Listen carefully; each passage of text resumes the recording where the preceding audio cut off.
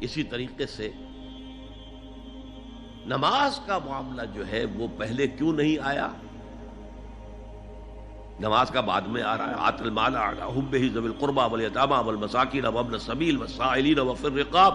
کتنا دور لے گئے. واقام الصلاۃ وآتى الزکاۃ. یہ ہے ترتیب کے اعتبار سے جو میں نے عرض کیا تھا. یہاں عنوان کیا ہے؟ یہاں نیکی کی حقیقت عنوان ہے. اس کی روح ایمان ہے اور اس کا ظاہر اس میں سب سے پہلے انسانی ہمدردی، اور اس ہمدردی کی بنا پر وہ مال جو بہت محبوب ہے خرچ کرنا. درد دل کے واسطے پیدا کیا انسان کو، ورنہ طاعت کے لیے کچھ کم نہ تھے کروبیاں. اگر یہ نہیں ہے تو کچھ نہیں. حضور نے فرمایا من یحرم الرفق فقد حرم الخیر کلہ. جو شخص دل کی نرمی سے محروم ہو گیا وہ کل کے کل خیر سے محروم ہو گیا. کسی کو دکھ میں دیکھو اور اس پوزیشن میں ہو کہ تم اس کا کوئی مداوع کر سکو اور نہ کرو، پھر تم چاہے مفسر ہو، محدث ہو، نیک نہیں ہو. تم عابد ہو سکتے ہو، زاہد ہو سکتے ہو، تم مفسر ہو سکتے ہو، محدث، نیک نہیں ہو سکتے. من یحرم الرفق، رفق کہتے ہیں نرمی. رفیق ہمارا ساتھی، دمساز. ظاہر بات ہے آپ کو دکھ ہوگا، آپ کے رفیق جو ہے اس کے اپنے دل میں محسوس کرے گا آپ کے درد کو. ہم درد کسے کہتے ہیں؟ ہم درد، ان کا درد مشترک ہے. ہم عصر ایک زمانے کے لوگ، ہم جماعت ایک جماعت میں پڑھنے والے، ہم درد. خنجر چلے کسی پہ تڑپتے ہیں ہم امیر، سارے جہاں کا درد ہماری جگر میں ہے. اگر یہ رفق نہیں ہے، اگر یہ ہمدردی نہیں ہے، اگر کسی کو دکھ میں دیکھ کر آپ تڑپ نہیں اٹھتے، اگر اس کی مدد کرنے پر قادر ہو اور نہیں کرتے تو کل خیر سے محروم ہے. پڑھے جاؤ نمازیں اور تہجدیں، کچھ حاصل نہیں ہو. اس پر جو آخری آیت قرآن کی ہے، لن تنالوا البر حتى تنفقوا مما تحبون، اس سے زیادہ کیٹیگوریکل سٹیٹمنٹ اور کیا چاہیے. لن کے ساتھ جو نفی ہوتی ہے فعل مضارع میں، انتہائی مؤکد. ہرگز نہیں پہنچ سکتے نیکی کے مقام کو جب تک کہ خرچ نہ کرو ان میں سے جو چیزیں تمہیں پسند ہیں. قمیض پھٹ گئی ہے، بوسیدہ دے دو کسی کو، یہ نہیں ہے خیرات و صدقات، بلکہ جو تمہیں محبوب ہو. لن تنالوا البر، بر کے مقام تک نہیں پہنچ سکتے. پھر میں کہہ رہا ہوں عابد ہو سکتے ہو، زاہد ہو سکتے ہو، علم کا معاملہ ہے، محدث ہو سکتے ہو، مفسر ہو سکتے ہو، فقیہ ہو سکتے ہو، مفتی ہو سکتے ہو، سب کچھ ہو سکتے ہو. قرآن مجید کی روح سے نیک نہیں کہلا سکتے. وآت المال علی حبہ. اب اس میں جو ترتیب میں نے کہا تھا، الاقرب فالاقرب، الاقدم فالاقدم، سب سے پہلے ذوی القربیٰ. اور اس میں اکثر و بیشتر ہم سے کوتاہی ہوتی ہے. دور دراز کے لوگوں کے ساتھ نیکی ہو رہی ہے، سگے بھائی کی بیوہ اور یتیم بچے جو ہیں وہ محروم ہیں. انہوں نے اس وقت یہ کر دیا تھا، یہ کر دیا تھا. ظاہر بات ہے کہ رشتہ داروں سے تو شکایتیں ہوتی ہیں. یہ تو ہمیشہ ہمارے مخالف رہے جی، ان کی ہم کیسے مدد کریں. اگر تو اللہ کے لیے دینا ہے تو پہلا حق ان کا. من احب للہ وابغض للہ واعطى للہ ومنع للہ. اللہ کے لیے دیا ہے اگر تو اپنے اس نفس کے جو انتقام کا جذبہ ہے اس کو کچلو، اور جس کا سب سے پہلا حق ہے اس کو پہنچاؤ. حق بحقدار رسید. ذوی القربى والیتامى، جو بے سہارا رہ گئے، باپ کا سایہ نہ رہا. والمساکین، مساکین کسے کہتے ہیں؟ مسکنت کہتے ہیں کم ہمتی. آپ کو معلوم ہے آج کل ایک مرض کہلاتا ہے نیورستھینیا.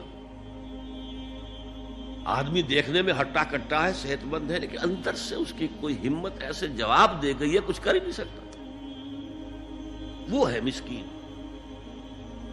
اسی لیے جو فرمایا گیا یہودیوں کے لیے ضربت علیہم الذلۃ والمسکنہ، ذلت کے معنی بھی کمزوری اور مسکنت کم ہمت ہی، ہمت ختم ہو گئی. تو جو اپنے پاؤں پر نہیں کھڑا رہ سکتا اس وجہ سے کہ اس میں وہ ہمت کم ہو گئی ہے، وہ بھی مستحق ہے. وابن السبیل اور مسافر. پرانے زمانے میں آپ کو معلوم ہے نہ سرائے تھیں، نہ کچھ اور تھا، نہ ہوٹل تھے. پھر اگر کہیں راستے میں چوری ہو گئی، ڈاکہ پڑ گیا، تو آدمی جو ہے گھر میں خود ہے، کفیل ہے، اچھا ہے. اس وقت کی حالت ایسی ہو گئی. ہمارے ہاں بیگرز نے اسی کو ایک بہت بڑا بہانہ بنایا ہوا، جی میں آیا تھا وہاں سے اور یہاں سے اور میری جیب کٹ گئی، سب کچھ چلا گیا، اب مجھے واپس جانے کے لیے کرایہ چاہیے. اکثر و بیشتر جھوٹے کیسز ہوتے ہیں. اگر آپ کسی کو پکڑ لیں اور ساتھ لے کر کہیں تحقیق کراؤ تو وہ بھاگ جائے گا، پھر نہیں آئے گا اس مسجد میں. لیکن یہ کہ ابن السبیل یہ بھی ایک کھاتا ہے. والسائلین، یہ ذرا تفصیل طلب معاملہ ہے. اسلام کی تعلیم بڑی متوازن ہے. ایک طرف سوال کی مذمت ہے، مت اپنا دستے سوال دراز کرو کسی کے سامنے. جو شخص ہاتھ پھیلاتا ہے مانگنے کے لیے، وہ اپنی عزت نفس کو ہتھیلی پر رکھ کر آپ کے سامنے پیش کر رہا ہے، اور آپ ٹھوکر مار دیتے ہیں اس کی عزت نفس کو. مانگو اللہ سے.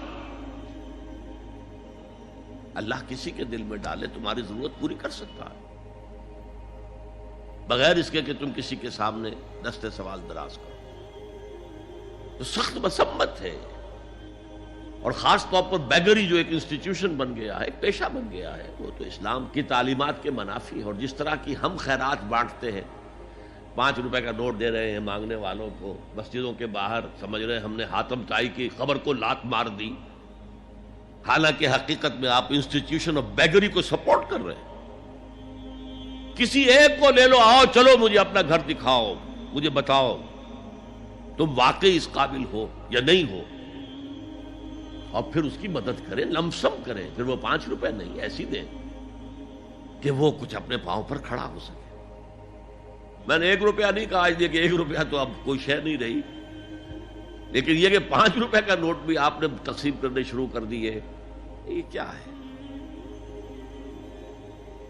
وَالسَّائِلِينَ وَفِي الرِّقَابِ. لیکن دوسری طرف سائل کو جھڑکنا نہیں ہے.